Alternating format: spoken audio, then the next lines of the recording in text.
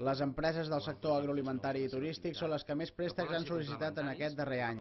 La bona línia que porta sobretot el sector agroalimentari li ha permès ser un dels pocs que no només s'ha mantingut, sinó que ha augmentat en temps de crisi.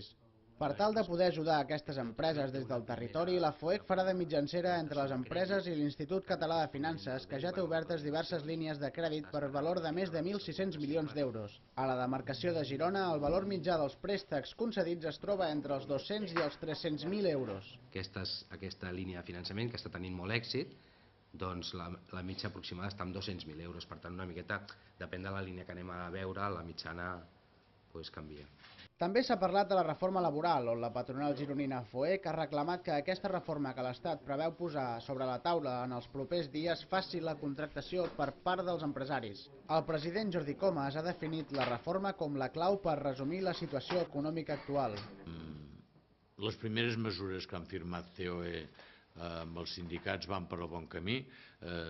Esperem i desitgem que el marc de contractació sigui més planer, que no hi hagi tantes modalitats de contractació. Aquest haurà de ser un any en què s'ajudin a les empreses en la contractació de treballadors i es faciliti l'accés a les inversions de les companyies. De moment, l'Institut Català de Finances té previst tancar una operació amb una firma gironina per una inversió de 10 milions d'euros.